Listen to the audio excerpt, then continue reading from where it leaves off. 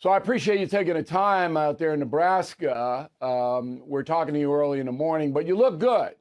All right, I'm a mess, but you look good, Senator. But thank you for taking the time. This is a policy interview, but before I get to that, 6 months ago, your life was fairly organized as far as the Senator of the United States is concerned. Now it's 180 degrees different. Since you got the nod for VP, give me two things that have surprised you about the whole process. Well, the first thing that I have to point to, Bill, is having a Secret Service detail is just a wildly different thing. I think for my kids in particular, Bill, we have a 7-year-old boy, a 4-year-old boy, and a 2-year-old girl. They can't just like walk out the front door and go to their friends' houses anymore. It's just a slightly different world, right? So I think that has been the biggest just adjustment for the family. I think the really big positive surprise is just you see the country in a totally different light as a VP nominee. And what I mean is, I've run for Senate before, did it 2 years ago. You drive around the state of Ohio, which is, of course, my favorite state, in the back of a used Subaru. Now I'm flying around in a plane going to every corner of the country. And you just, whenever we're on the ground, I try to drop into some place that's local, a chocolate shop, an ice cream shop, a deli, just to sort of talk to people and see what it's like on the ground.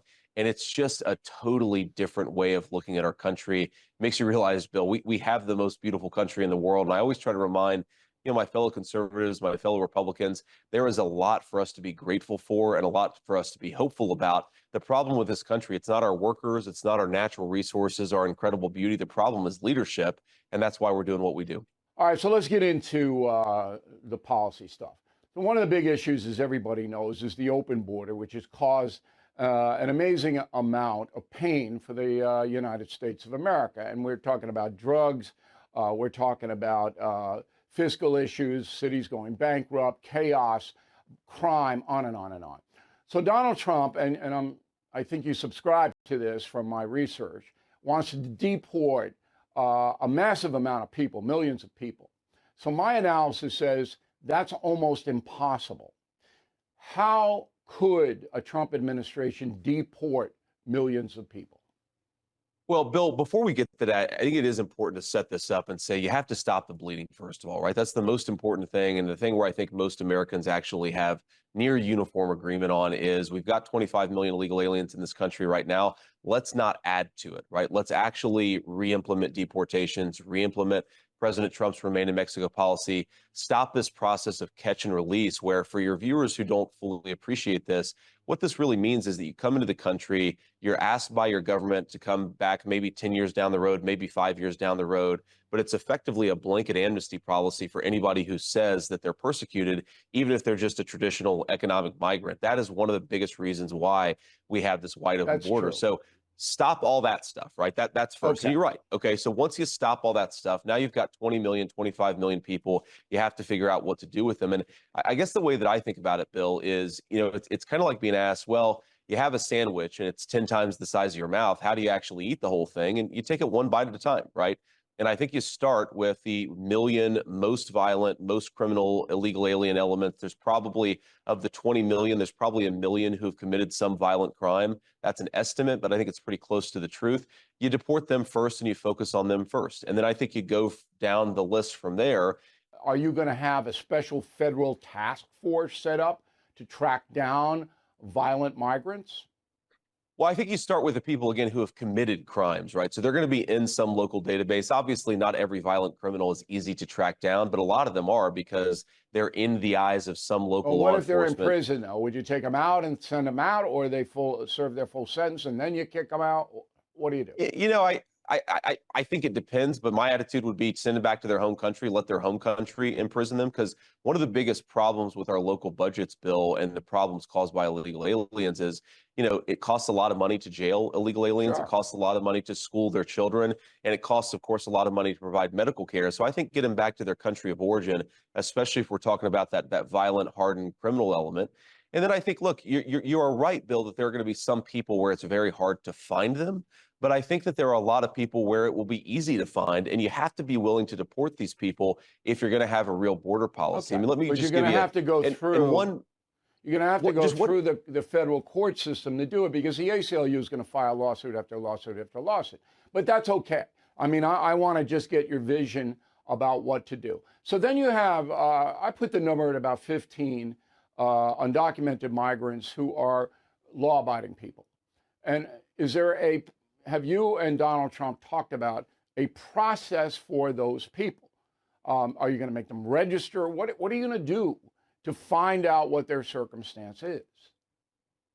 Well, I think one other just additional thought here, and it's responsive to that question too, Bill, is we can actually do a very good job of deporting illegal immigrants if we just make it harder for them to work in this country in the first place. You'd have to get Congress to pass a law that punishes employers who hire illegal aliens. It's not going to be easy to do that, particularly if the Democrats control one house on Capitol Hill. All right, so Bill, it's not going to be easy. I agree with you. It's not going to be easy to do, but I think it's important to do, Bill, because if you take a look, if you really want to have a battle with the Democrats over who respects and represents American workers, you've got one party that's trying to make it harder to hire illegal labor and undercut American wages. You've got another party that's fighting that effort. I think that's a fight. Did you ever think about why the Democrats want the open border? Because they clearly do. The Democratic Party clearly wants an open border. They do not want any standards of who enters the country and who doesn't. Have you thought about why they want that? I have, Bill, and I don't think you have to think that hard because the Democrats are very open about this. I mean, if you look at Chuck Schumer's floor speeches or go back a few years, what Joe Biden was saying on the floor of the United States Senate, they explicitly want to grant large numbers of illegal immigrants the right to vote. And they think that they're going to vote for Democrats, and they think that's going to permanently make Republicans a minority in their own country. I think this is a very real driver of what you're seeing at the southern border. That they want to load up the demographics and change the state like California's changed in Arizona and New Mexico. All right, let's get on to sanctuary cities. So you have been very explicit here in saying it's simple. This is a quote from Senator Vance. We're going to end sanctuary cities. So how are you going to do that? Well, look, why do sanctuary cities exist, Bill? Because they get a lot of federal money in order to serve illegal aliens over American citizens. This is really about cutting off the money spigot here. You can't, of course, wave the magic wand and you and Donald Trump would say we're not sending any federal money unless you cooperate with ICE. That's pretty simple. I think exactly. That's exactly right. And you guys are going to do that? You're going to implement because in this first 4 years, Donald Trump did not do that. Bill, I think that we have to, and I think that to defend Donald Trump in his first term here, Bill, you have to remember, one, a lot of the Republican Party was fighting him on his immigration agenda. I think that'll be much different the second time around. And the second thing, Bill, is you mentioned the ACLU lawsuits. A lot of the litigation, a lot of the immigration enforcement was stalled in the first few years of the Trump administration, and he still got a lot done, to be clear. But he could have gotten more done if the courts hadn't been fighting him. A lot of those court cases have actually worked through the system in a way that's favorable to immigration enforcement. A very fundamental principle of immigration enforcement law is the president gets to do what he wants to do. He has broad discretion to enforce our immigration laws. And I think Joe Biden demonstrated that. That's so exactly right. Joe Biden wouldn't Exactly enforce the law. It's an impeachable offense, in my opinion, but, because the Democrats control the Senate, they didn't bother. All right, let's get on to another interesting statement that you made. This is Senator Vance again, I want to expand the child tax credit. I want to stop those surprise medical bills. All right, now the expansion of the child tax credit, that's obvious. But you agree with the Democrats on that. That's not a bad thing. All right. But when you say, I want to stop surprise medical bills, then you're going into the private medical sector and telling them, this is what Kamala Harris is spouting all the time. Well, we're gonna price control food. We're going to price control big pharma. That's not going to happen because they're private concerns. Do you have a way that you could stop surprise medical bills? Well, so first of all, Bill, just on the child tax credit, to give Donald Trump some credit here, it was actually his legislation back in 2017 that first expanded the child tax credit for the first time in a very long time. And of course, Kamala Harris fought that legislation every step of the way, in fact, voted against it. So I don't think that we should give the Democrats credit here when they say that they're pro expanding the child tax credit. The one big opportunity in my lifetime where it happened, Donald Trump did it, Republicans supported it, and Democrats fought it every step of the way. But stopping surprise medical bills, I don't think you can do that. Well, here's the way that I've thought about this, Bill, and we've actually worked on legislation during my time in the Senate to work on this. Take for example, a situation that I've experienced just in my family, and I'm a very lucky guy. This is not the sort of thing that broke the bank, but it could be for a lot of middle-class families where you go to the hospital, your wife delivers a beautiful baby, you're excited about it, and then through the process of dealing with all of the shots and the vitamins and the things that are necessary for that new baby, you accidentally, and sometimes through no knowledge of your own, go to an out-of-network provider for a particular service, and you get home with your beautiful baby a few weeks later, and you get a shockingly high medical bill. I think that there are actually real solutions that exist to be able to solve that problem. The question is, when you have these surprise and totally unforeseen circumstances, who should bear the burden of that? The insurance companies or the American family? But what would the I law think that it's look totally like? reasonable. What would the federal law look like to stop that? Well, it would basically say that if through no fault of your own, you engage in an out-of-network medical provider in order to provide benefits for your family, you don't get stuck with the bill. The insurance company and the hospital should bear the burden of making sure that all of the insurance stuff is worked out. Not a Okay. new mom who gave birth to a baby 3 hours before and is probably exhausted. All And right. really, it's just a question of where do Gotta you put be. the burden? I think it's reasonable, Bill. Look, I believe Look, in it's markets, certainly and I certainly believe. reasonable, but writing the bill, I wouldn't want to write that bill. But it's We're working on one right now in the all United right, States Senate good. to that effect. And I will look at it, of course. Please do. Let's go on to another quote. Senator Vance, we are going to stand up to soft on crime prosecutors. So now the federal government is intruding on the state and local governments, and you know you can't do that. So here in New York, where I am, we have the worst Alvin Bragg. Yep. The worst. You can't touch him. Can you? I disagree, Bill. Go ahead. No, how are you going to get him? Because listen, if you got away, I'm right behind you. He's killing the city. Look, I think there's a carrot and there's a stick you can use with some of these local prosecutors. And again, you have to talk about the purse strings. That's where you start with this, right? So look, if you're a local prosecutor, police officer brings in the bad guy, and you let a person walk scot-free who committed a violent crime, then I think the federal government should be willing to say, look, we're not going to give you all of those law enforcement resources that exist in the federal budget. We're going to be a little bit more willing to use some discipline in how we disperse those funds. Okay, so you're not going to use them to actually bring in the bad guys. Yeah, that's exactly right, Bill. But one other point on this, Bill, because I think it's very important. When I talk to police officers and I say, what is your biggest problem? What are the ways in which these soft on crime prosecutors make your life harder? The thing the police tell me, it's fascinating, Bill, is they're easy on the bad guys, but they use the full force of their office to really go after the police officers who are, of course, prosecuting the bad guys.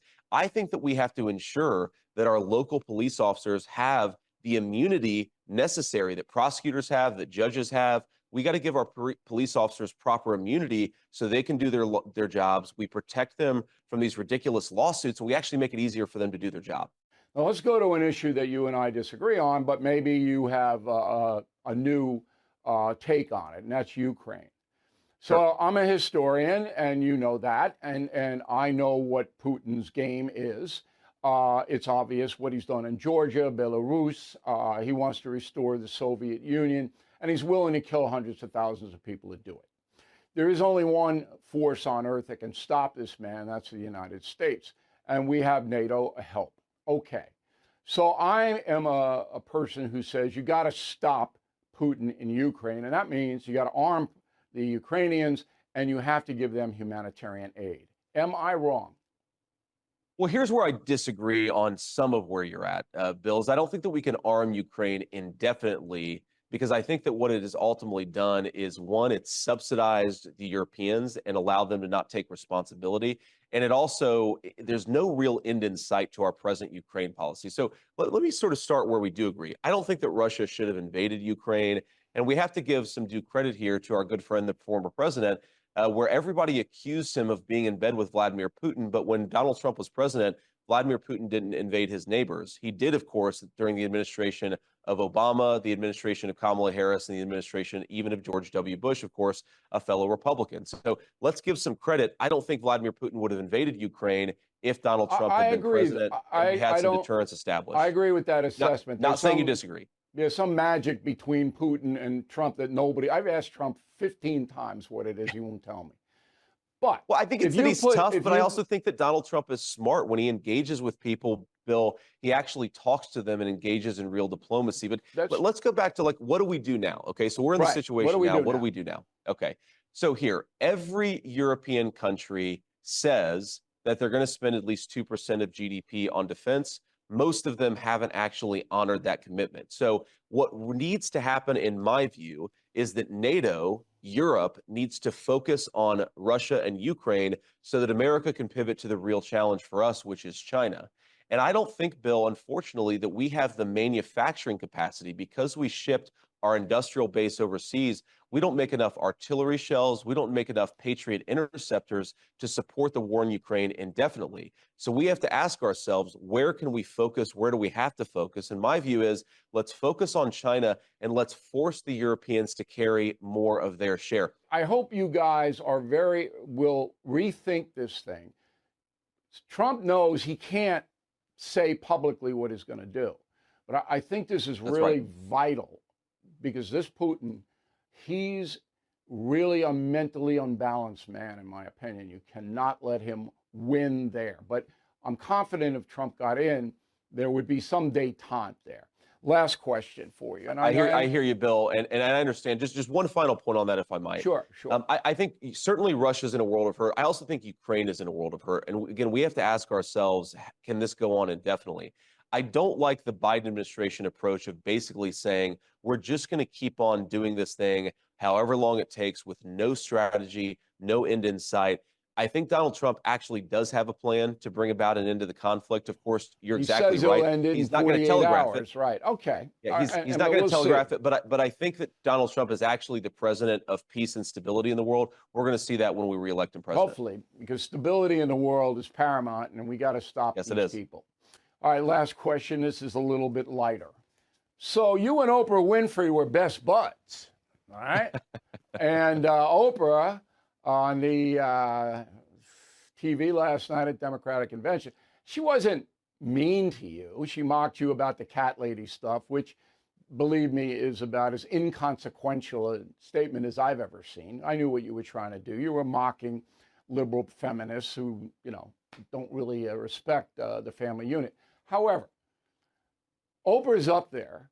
She helped your tremendous success, literary success. Did you see it? And what is your reaction to it? Well, I first of all, I don't know if it's tremendous literary success compared to you, Bill. I think you probably sold more books than anybody I've ever talked to. Believe me, your book's a classic. And to get Amy Adams into your movie, I mean, my God. I mean, Opie did a good job, Ron Howard. But he did. Amy was lights out in that movie. But Oprah helped you and liked you. I mean, you guys had a good relationship. And now there's Oprah up there. I don't know what Oprah actually said. I was trying to figure it out, but she was in Mississippi and then she's someplace else. I don't know. But what was your reaction personally to it? I try not to take this stuff too seriously, Bill. When you enter the public arena, people are going to attack you. I wish Oprah all the best. And I wish, more importantly, that Oprah had talked about what Kamala Harris has done instead of what Kamala Harris will do. My criticism of yesterday is the entire theme of this was about what Kamala Harris, her vision, what she will do when she's been the sitting vice president for 3.5 years. We have higher inflation, higher housing prices, and lower wages because of it. These people have got to stop talking about Kamala Harris as if she hasn't been the vice president for 3.5 years. So I'm going to keep it, whether it's Oprah or anybody else, I'm going to keep it focused on policy. I wish Oprah all the best, but I want her candidate to lose because I want the American people to thrive. All right. And just keep this in mind. Vice President Harris has been on the federal scene for 7.5 years, 4 in the Senate. No bill got even voted on that she was associated with, none. And then as vice president, as everybody knows, she backed Biden 100% on all those failed policies.